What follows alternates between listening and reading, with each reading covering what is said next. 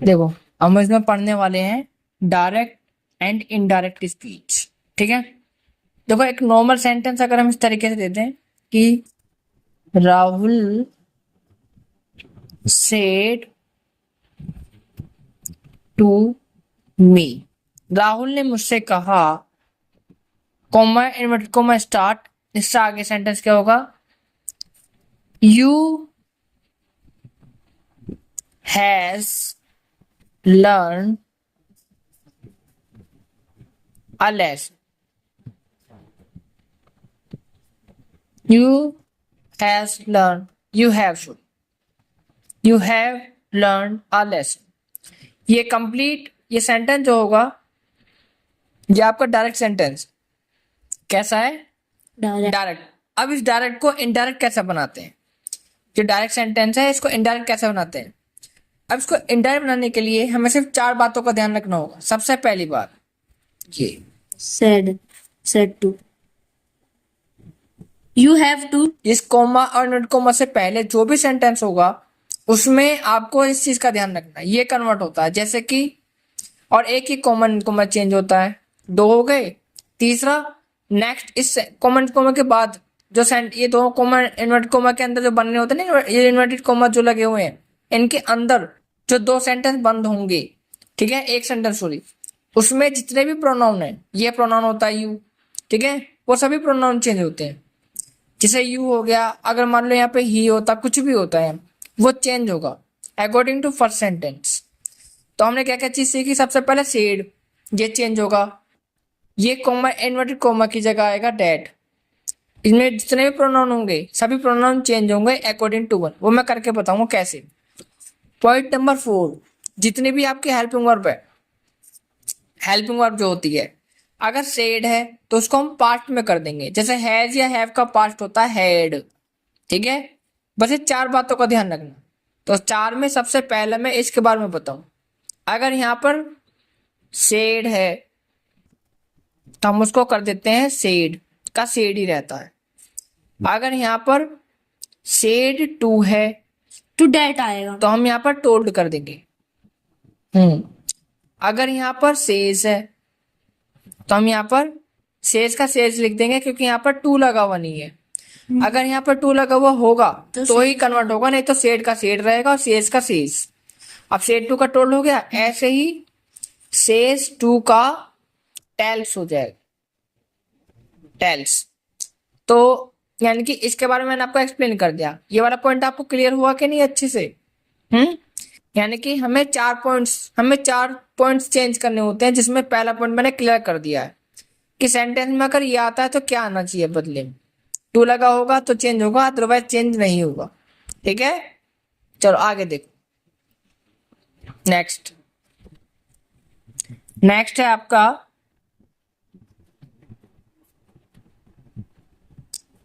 आपका comma inverted comma. जहां comma या इन्वर्टेड कॉमा आपको दिखे उसकी जगह आपको डैट लगाना, हमेशा डैट। ठीक है, आगे देखो। नेक्स्ट है आपका प्रोनाउन। प्रोनाउन कैसे चेंज करते हैं, देखो अब यहाँ पे टू लगा हुआ है सेड टू के साथ, तो लेकर राहुल टोल्ड मी, इसकी जगह क्या क्या डैट।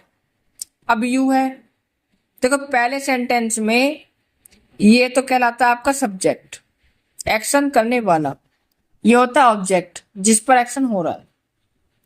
ठीक है, अब अगर बाद वाले सेंटेंस में अगर जैसे फर्स्ट पर्सन होता है हमारा आई और वी,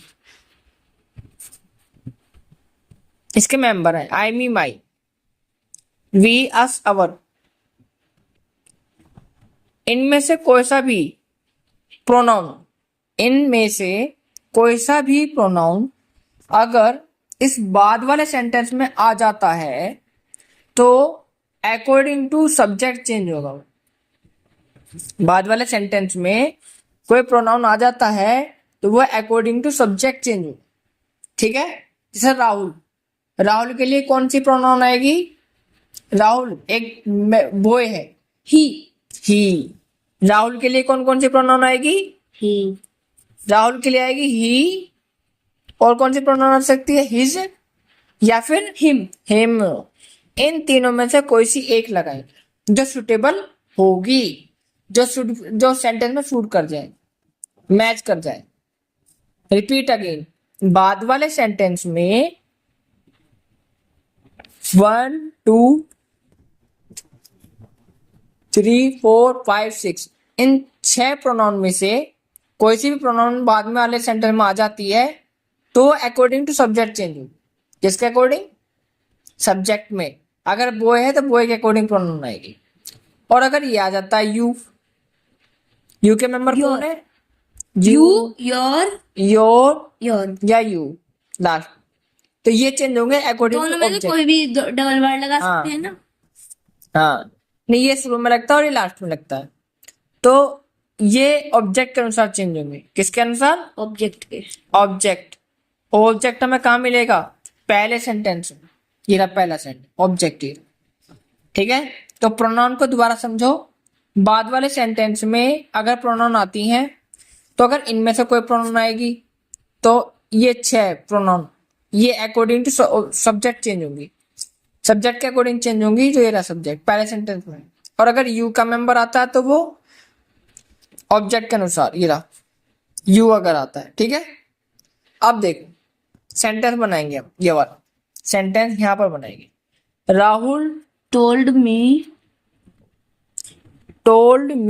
क्योंकि यहाँ टू आ गया तो सेड टू का टोल्ड हो जाएगा। टोल्ड मी आगे लर्न, कॉमा एंड कॉमा के प्लेस में बताओ क्या आएगा? मैंने बताया था नीचे अभी, ये रहा डेट, हमेशा। Rahul told me that, learn, नहीं अभी हम यहाँ शुरू करेंगे ना। राहुल टोल्ड मी दैट अब यहाँ आएगा। मैंने आपसे कहा था यू है लर्न, यू आ गया। देखो यू मैंने आपको लिखा था, यू किसके अकॉर्डिंग चेंज होगा? यू योर और ऑब्जेक्ट। ऑब्जेक्ट। तो इस सेंटेंस में ऑब्जेक्ट कहाँ पर है? ये हाँ, अब बताओ यू के लिए क्या आएगा? यू के प्लेस पे डैट योर, नहीं, ऑब्जेक्ट के अकॉर्डिंग आएगा। नहीं, प्रोनाउन ये यू कन्वर्ट हो जाएगा इसके अकॉर्डिंग। मी। अब बताओ यहाँ मी आएगा कि कुछ और आएगा? मी की जगह दैट, एंड डेट यू, नहीं यू नहीं लगाना है। यू के प्लेस पर हमें ऑब्जेक्ट लगाना है। ऑब्जेक्ट है मी, तो मी के लिए कौन कौन सी प्रोनाउन होती है? या तो मी लगा दो, या माई, फिर आई लगा दो, या फिर माई, माई लगा दो। कौन सा मी suitable? आएगा, यहाँ पे सेंटेंस के स्टार्टिंग में कौन सा सुटेबल रहेगा? मी मी, या आई। मी ने यू। सेंटेंस के स्टार्टिंग में, सॉरी आई, सेंटेंस के स्टार्टिंग में आई आता है। यू कहाँ रखा हुआ है? स्टार्टिंग में, तो इसलिए हम मी की जगह आई लेंगे। क्या आएगा यहाँ पर? आई। राहुल टोल्ड मी डेट, आई। अब हेड वर्ब को हम पास्ट में करेंगे। हैज का पास्ट क्या होता है? हैड। हैड, बाकी I सब ऐसे, had बाकी सब learned- ऐसे था। I have I had learn a lesson. Less.